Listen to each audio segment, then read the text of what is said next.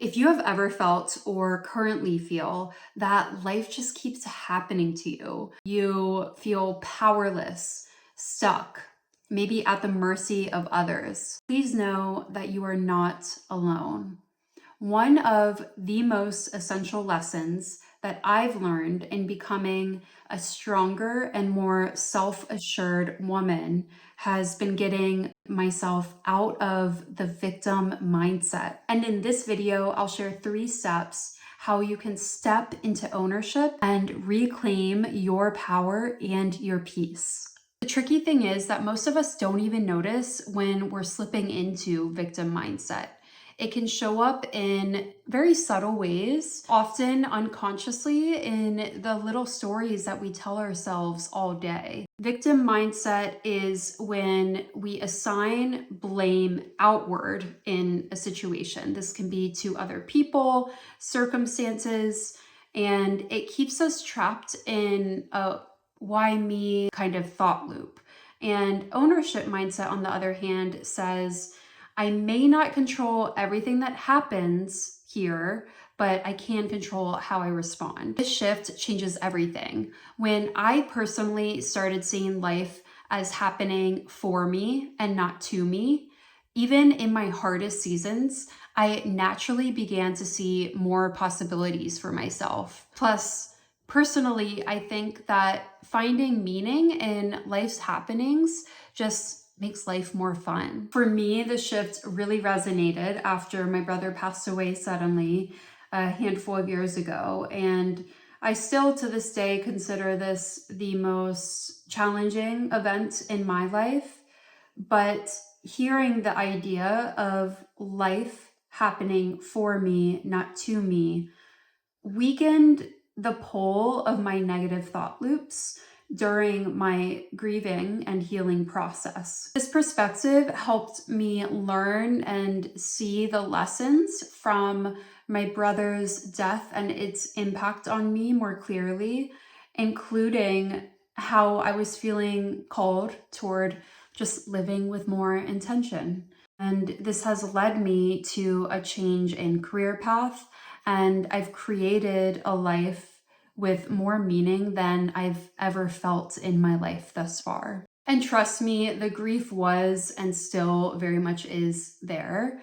But eventually I reached a point where I knew I had a choice, where I could essentially continue returning to those ruminating negative thoughts about the death, the impact on my family, the why me mindset, or I could pivot by asking myself, okay, what's next for me? What do I do with this and the impact that it's had on me? Now, this experience has shown me that ownership is a way of moving through life. It's not a here and there decision type of thing. I will walk you through 3 steps so that you can shift into ownership as well. And later, if you want to keep building on this, I'll link my video on self-respect, because ownership is just the starting point.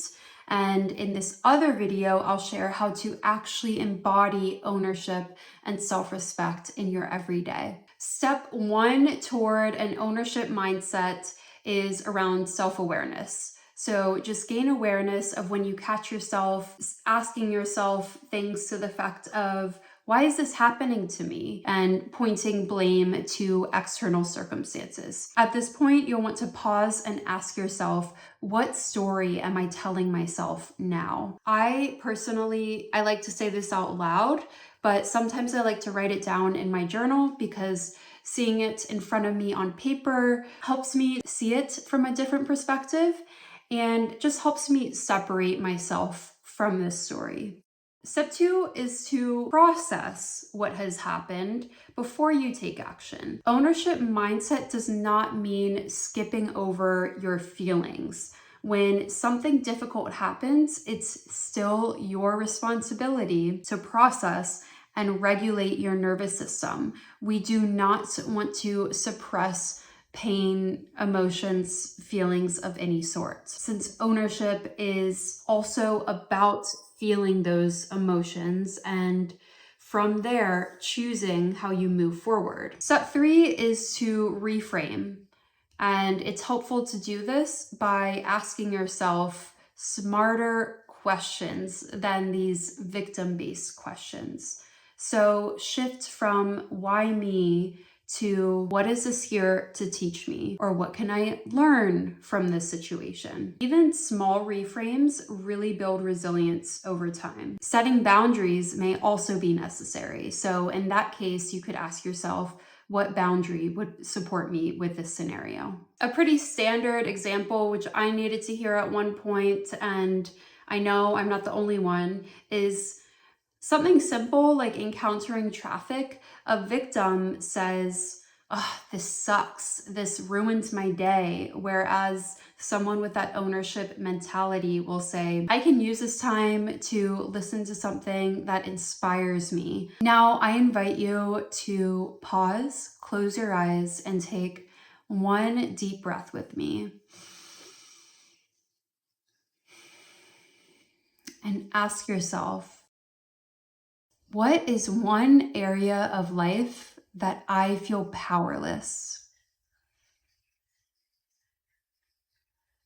And what is one small way that I can act differently in this area? I know this can be confronting to even think about, but if you feel inclined, I would love to hear in the comments what came up for you. This perspective can transform grief into purpose, criticism into clarity, and rejection into redirection. And subscribe to this channel for more on self-love, spirituality, and becoming your highest self. Thank you so much for being here, and I'll see you next time.